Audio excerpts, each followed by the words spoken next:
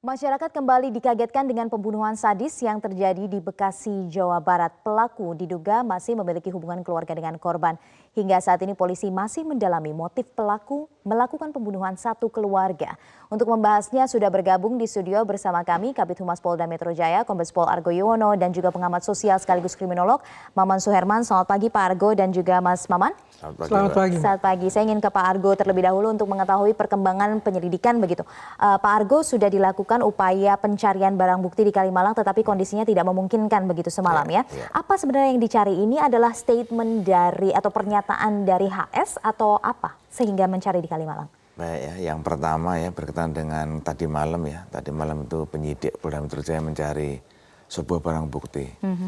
Artinya bahwa pelaku HS ini yang tadi malam sudah kita tetapkan sebagai tersangka. Sudah tersangka ya? Dan kemudian tadi malam juga sudah kita lakukan penahanan untuk hari ini. Baik, jadi sudah berubah dari terduga pelaku menjadi tersangka ya?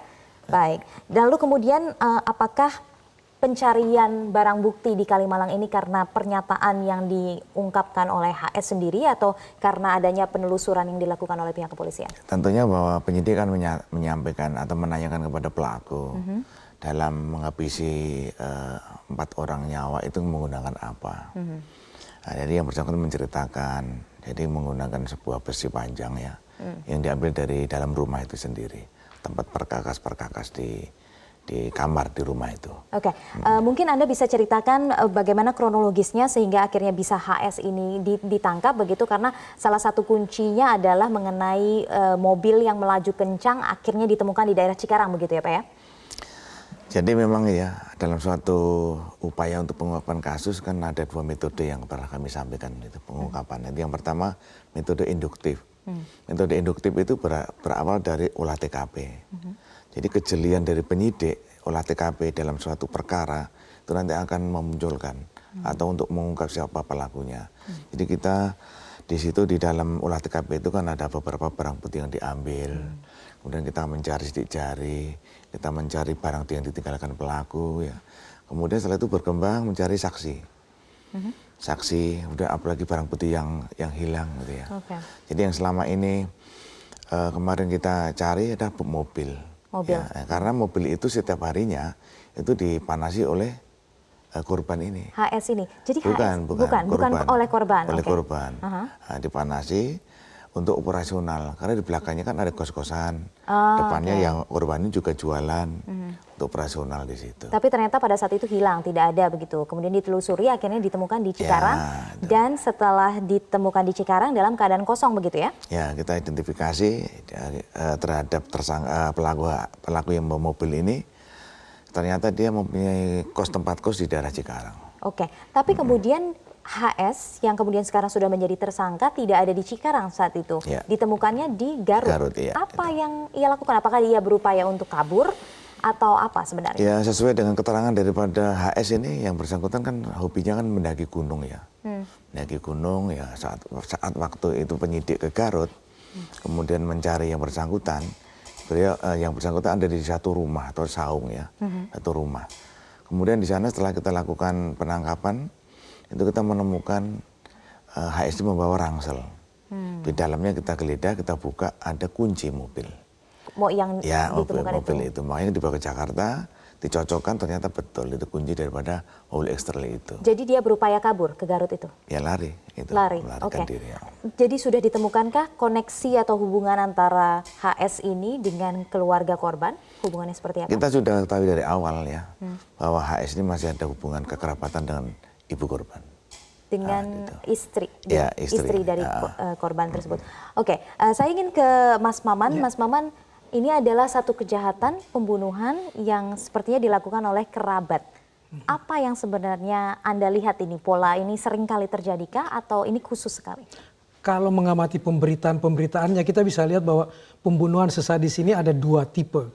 Ada yang direncanakan, ada yang tidak direncanakan. Nah, kalau pembunuhan tidak direncanakan, niatnya bukan membunuh, misalnya merampok atau mau mencuri, tapi karena terpergok, ketahuan, lalu kemudian pelakunya kalap, pelakunya tidak ingin dirinya yang terancam, dia kemudian melakukan pembunuhan.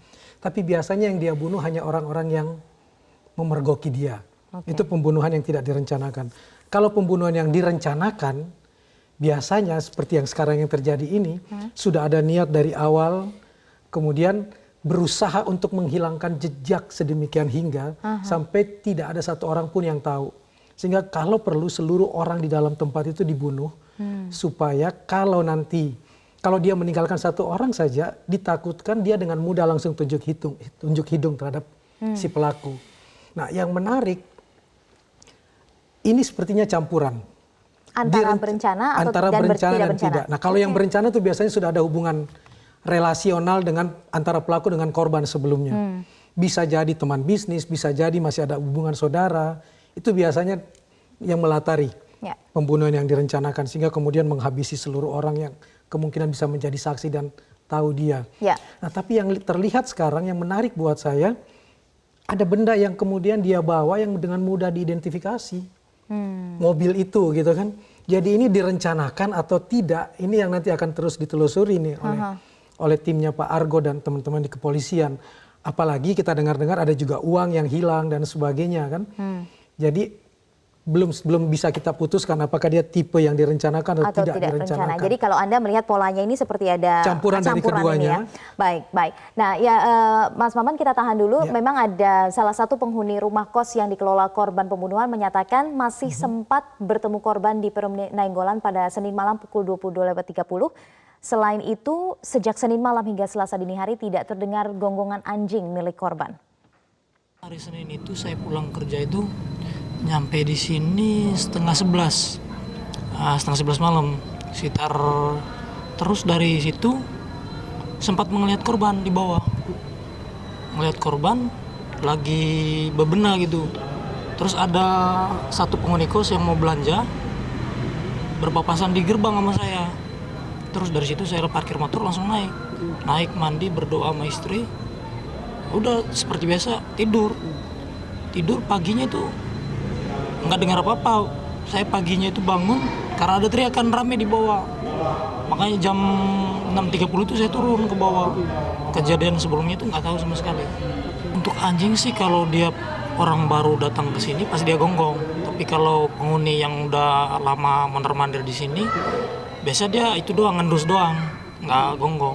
Cuman pas malam itu kejadian itu nggak gonggong sama sekali, diem malah anjingnya.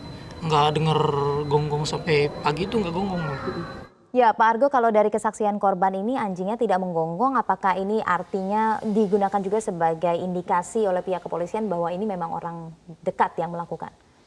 Ya memang kita sudah mengetahui ya bahwa HS ini adalah masih ada kekerabatan dengan korban perempuan itu. Oke, tapi sudah diketahui belum terkait dengan apa yang diungkapkan Mas Maman tadi mengenai direncanakan atau tidak direncanakan? Jadi untuk HS ini kan sudah sering kali ke tempat rumah daripada korban ini ya. Sering diundang ya untuk datang. Kemudian juga ada apa namanya, tidak hanya satu kali.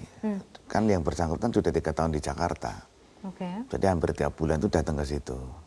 Gitu ya, datang ke sana, datang ke rumah itu. Dengan melihat apa yang terjadi di lokasi, apa yang ditemukan di lokasi, anjingnya tidak lagi menggonggong dan sebagainya, tidak ada kerusakan masuk ke rumah itu. Teman-teman kepolisian pasti sudah mengendus bahwa ini ada hubungan yang dekat antara pelaku dengan korban. Polanya udah bisa kebaca. Nah, ini kemudian menimbulkan pertanyaan, apa sebenarnya yang menjadi motif, karena ini dilakukan orang terdekat dan kemungkinan tadi ini sudah berencana begitu ya. Kita coba identifikasi dan melihat lagi apa sebenarnya motifnya. Kami akan kembali pemirsa setelah jeda berikut ini, tetaplah bersama Metro Pagi Prime. Apa kemudian yang menjadi motif sehingga tersangka HS ini melakukan pembunuhan keji terhadap 4 anggota keluarganya, termasuk salah satunya atau 2 orang korban adalah berusia 7 dan 9 tahun begitu. Nah, Pak Argo, apakah sudah bisa dilihat ini motifnya apa? Apakah karena masalah keuangan ekonomi atau masalah dendam atau masalah apa? Ya intinya bahwa pelaku HS ini dia merasa setiap datang ke keluarga itu sering dimarah-marah maupun dimaki-maki. Gitu ya. Jadi kita masih mendalami apakah maki-makiannya itu sering ataukah hanya sekali atau berapa kali. Karena yang bersangkutan HS ini udah sering kali datang ke rumah saudaranya ini. Karena ada beberapa keluarga juga di Jakarta ya. Oke. Kalau kemudian